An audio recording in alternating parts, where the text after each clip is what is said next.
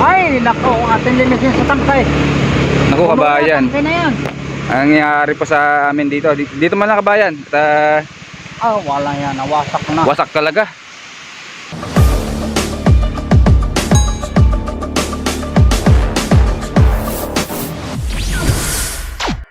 Kabayan, magandang umaga po sa lahat at kakababa lang po namin ng pang 5 araw po ngayon dahil po sa bagyo at ito po mismo kalsada dito.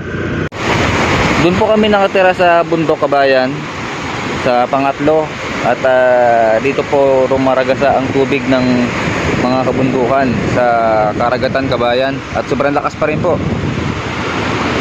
At ang ibang mga bato kabayan na kasing laki niyan ay talagang inanod na.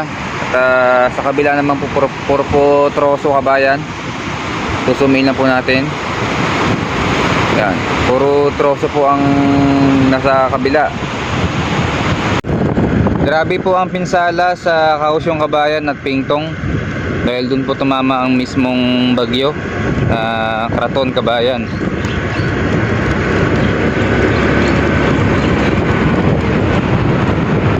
Tayo po ngayon ay mag-road trip sa mga kalsada po dito, 7-Eleven. Araw po ngayon na Sabado kabayan.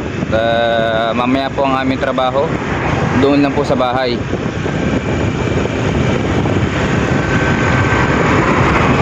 At ito na po yung kaninang rumaragasa papunta po ng kabayan, karagatan. Malakas pa rin siya kabayan. Malaking baha na madumi galing po ng kabundukan ng buong Taiwan.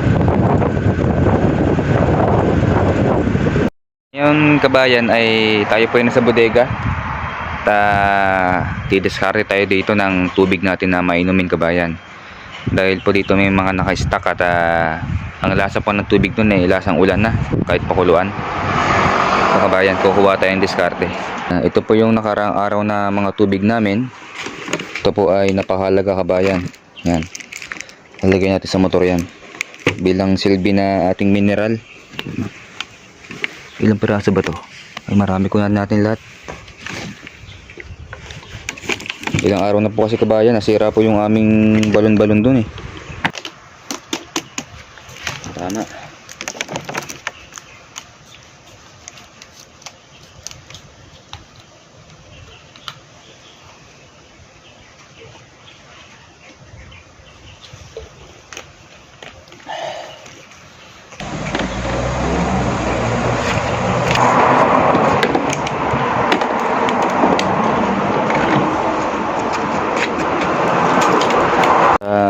Ito na kabayan ang ating mga kinuha na mineral. Diskarte lang po yan na Pinoy. Tayo po iakyat na. Tayong mga Pinoy kahit saan po tayo ang dalhin na lupalop ay buhay pa tayo kabayan. Alang-alang sa ating pamilya. Kaya ako po kinuha yung mineral na yun para po ay tayo po ay mas safe sa inumin. Dahil nasira po ang ating tong kabayan mga balon-balon. Dito sa baba namin kabayan, bago magpataas ay meron po doon na nag-landslide. Kanila pong inaayos yung kabayan dahil para sa mga tao po dito na makakadaan. Yan po ang nakakalungkot kabayan sa amin na nangyari po dito. Ganyang kalaki ang landslide kabayan. At hindi lang po yan, hanggang dun po yan sa pinakataas sa amin kabayan. Kaya unti-unti po nila yan dililinis.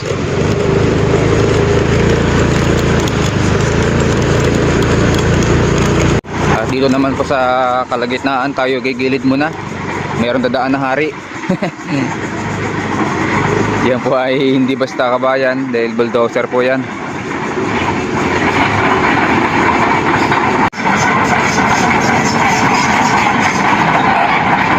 Saan? Saan?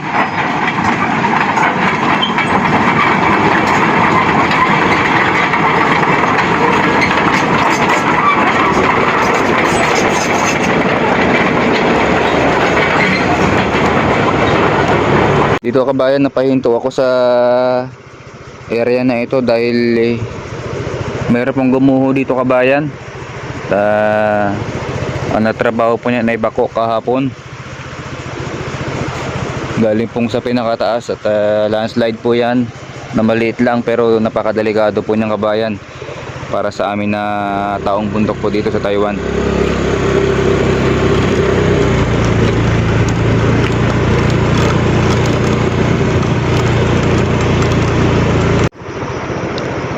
Dito po rumaragasa ang malaking baha kabayan kapag malakas ang bagyo. Dito po sa amin sa Taitung. Pupunta po yan doon sa karagatan kabayan. Mandang kanan.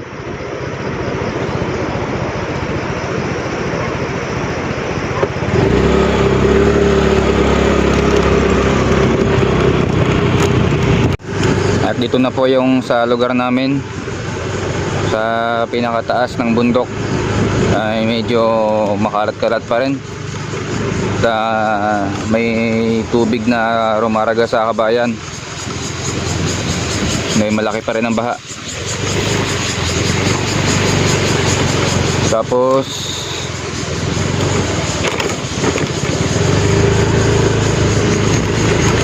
at banda naman po dito ay naapektuhan po ang bahay na yan, kaya nagsintumbahan po ang mga puno na yung kabayan. Ay, bulldozer na po pala yung nagputol na ito para ay hindi na rin sa gabal. At ang poste ay tumabingi na. Marami po pala dito ayusin sa aming lugar kabayan dahil ito po yung area mismo na naglandslide dito. At awa naman ng Diyos ay hindi tumama sa mismong bahay ang malaking landslide.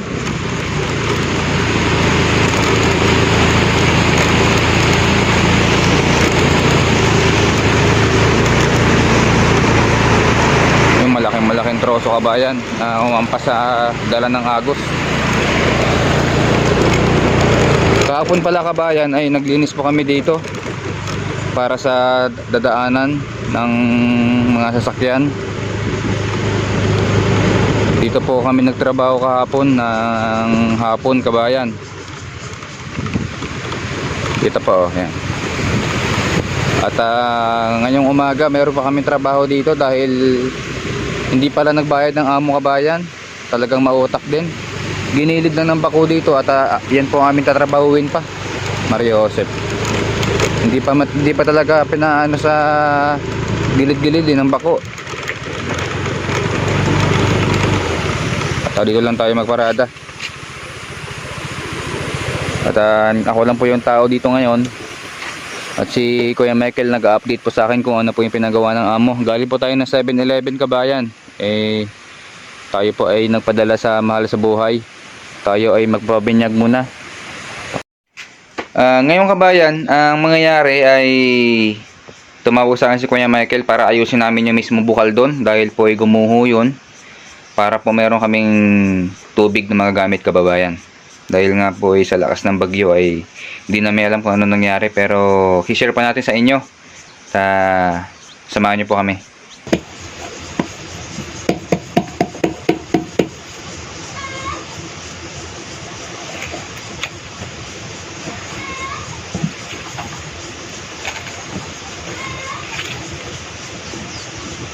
Bali, ang nangyari kabayan, nakapasok po tayo hanggang dito lang. Ayan po. Pero banda dito kabayan ay talagang hindi na po kakayanin dahil nakaharang po. At tayo po ay naka-lowered. Masyadong maliit lang yung kabayan, kaya babangga-bangga po yung makina at mahirapan po tayo dyan. Tayo po ay maglalakad lang kay Kuya Michael. At bibigyan pa natin siya ng mineral. Huwag po natin pagkakait kabayan ng mga simpleng bagay na ipagdamot sa kapwa dahil hindi porket nagbablog tayo kabayan kaya napapakitang kagandahan tayo ng asal. Talagang ganyan po ang asal ng ating asal kabayan. Bigyan natin siya ng mineral.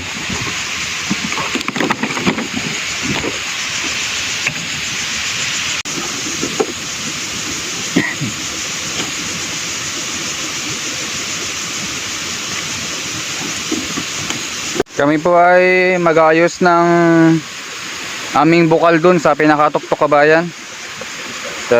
Amin pong isi-share sa inyo yan bilang isang OFW na nagbablog kabayan na nangangarap balang araw na makaahon din sa konting kahirapan laang. Kaya po tayo nagbablog na ginagawa natin yan. Ito po yung mismong gumuho sa amin. At mayroon pa po diyang gumuho sa pinakatuktok kabayan. At mayroon pa rin doon sa kabila. Kabila ang landslide. At 5 minutes kabayan ay tayo po ay nandito na. Yan po mga nasira na mga saging kabayan, sayang po talaga. Araw po ngayon ng Sabado. At dito na po kami magkatrabaho sa aming paligid. Oh, mineral oh. Share blessing. At galing po ako kanina sa ano eh. Salamat. Meron pa rito isa. Oh. Salamat. Oh. Malaking bagay na yan. At lasang tubig ulan na eh. Para makapag ano? Oh, mag-ayos kami ng tubig kabayan. At ano pa nga i-share sa inyo yan. Tara. Ang yung motor ko kaya Michael doon lang, hanggang doon lang sa natumbang troso. Hindi na kaya. Oh, naka-lowered eh. Ay. Lowered din pala yan eh. Oh, hindi ano, mahirapan ka magbuhat. Wala, hindi pa nag-ayos yung mga bako doon sa atin. Kalunos pa daw yan. Ha? Lunes? Mismong trabaho ng ano nila, standard. Mga kabayan, at doon na lang sa itaas. Sama natin si Kuya Michael dahil yung bukal pa namin doon kabayan, talagang di namin alam kung ano nangyari. Ayusin natin. At baka yung mga host doon ay nadala na ng baha. Kaya nga, baka nadala na ng baha yung mismong mga host doon, sayang. Sa aming isi-survey. Itong pag-vlog na to kabayan ay kakarating lang na bahay. Napaalam ako, sabi ko punta ako dito. Ito kababayan ay ginagawa namin bilang alaala sa aming nalalabay po dito sa Taiwan balang araw pag kami po ay tumandaan na. Alaala ng lumipas. Alaala ng lumipas, kaya po ito pong ginagawa ay malaking bagay po ito. Para sa aming pagtanda ay may mapapanood kami balang araw. Ay, nako, ang ating linisin sa tangkay. Naku kabayan, Tangkay na yan. ang nangyari po sa amin dito. Dito man lang kabayan. Wala yan. Nawasak na. Wasak talaga. Ay, laki ng ano, ang baha. Wala. Yung mga host natin dyan, ano na. Mario Joseph. Di masarap maligo, kabayan. Kaso malamig. Inubo ko kahapon. Ay, grabe yung ano dito, kabayan. Nawala yung motor malaka daw. Oh. Yan ba yung ano? Ang aming tangkay, puno. Ay, naku, Mario Joseph. Wala na, sira na yan? Hindi. Sira na yan? Wala na? Oo. Ating babae. Sira na yan. Kabayan ay napakalambot po ng lupa at anytime po kabayan. Talagang guguho po yan, kaya kailangan po namin mag-iingat. Dahil ito po ay part ng trabaho namin na bilang isang caretaker kabayan na mag-check sa mga area-area ng amo.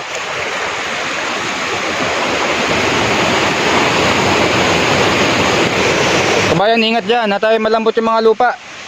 Yan, dito po kami dadaan sa ilalim kasi malambot po yung mga lupa eh.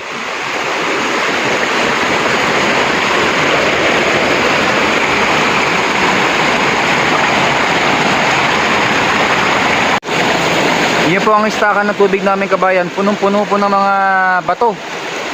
Dahil po sa sobrang lakas po ng agos dito nung nagaraan na 3 araw kabayan dahil sa bagyo.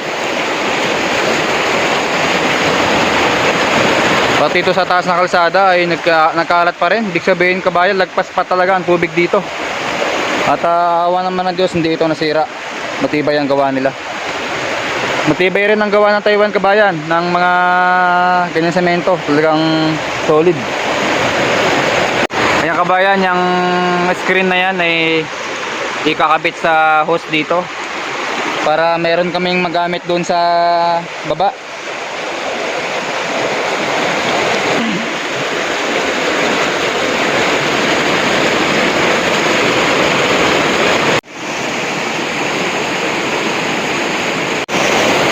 Ito po ay anong oras mga kababayan na iguguho po yan dahil ay napakalambot po ng lupa sa ilalim niyan. Halos kalahati na po ang uka at tayo po ay mag-iingat, alerto at ang buhay po natin ay isa lang, napakalambot ng katawan ng tao. Tayo po ay mag-isip na ng ating sarili kabayan.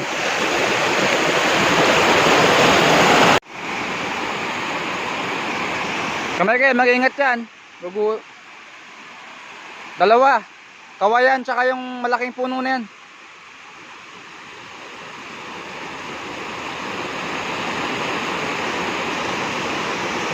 Pubo namin kabayan. Yan po yung tubig na pinadaloy po doon galing sa Bukal. Paano nga kabayan? Pakita mo yung tubig na pinadaloy. Ayun na. Ayos natin kanina. Yun na yun. Ngayon po kabayan ay araw ng Sabado, October 5. At ang oras po ngayon ay 10:37 AM. Medyo mahina-hina na kabayan ng agos ng tubig na yan at doon po tayo nagparada dahil di po dito makakatawid. Ang makakadaan na po dito sa gilid ay ang malalaking motor na hindi po lowered. Ang motor ng ating kabayan ay naka-lowered po yan at puro gas-gas pong ilalim yan. At banda po doon ay nag-aayos na po ang mga bulldozer kabayan. At yan kabayan ang nag-aayos po, yung maliit na bulldozer na yan para po makadaan ng mga sasakyan kabayan. Tayo po ay mag-aantay lang ng konting minuto at tayo po ay makakadaan na.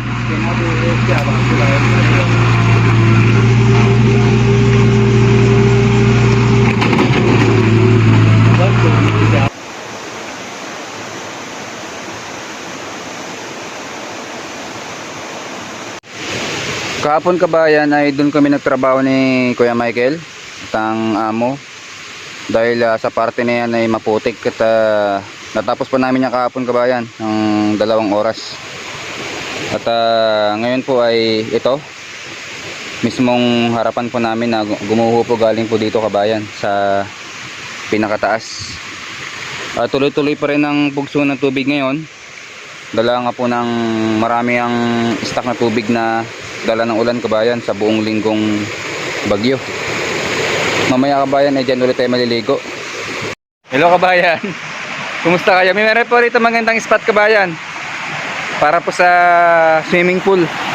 Yan po. Ang lalim po niya ay sa tingin ko mga 3 feet kabayan. Pwede na yan. Sa tingin ko kabayan, yan na po ang mismo mag-i-stack yung tubig na yan kasi maiipon na po yan dyan. At ayos. Kaso dito kabayan, delikado pa kasi may malaking troso. Malaking troso. Pero tatanggalin pa ng bakuyang kabayan. Ito kabayan, magandang spot oh. Dito lang po yan sa tabi ng kalsada namin at rumaragas sa patong mga tubig. Ayos. Sarap dito maligo kabayan. Woo! Malinaw. Kaya napakalinaw oh. Malinaw po yan kabayan. Tayo ay magkatrabaho muna tayo kabayan. Dito tayo nagwalis-walis sa aming labasan. Yan kabayan. Tapos na po doon hanggang sa amin. Dito na lang po sa area na ito. Saglit lang po yan. Ang panahon po ngayon ay parang uulan. Ang oras po ngayon ay 4:12 PM Sabado, October 5, 2024.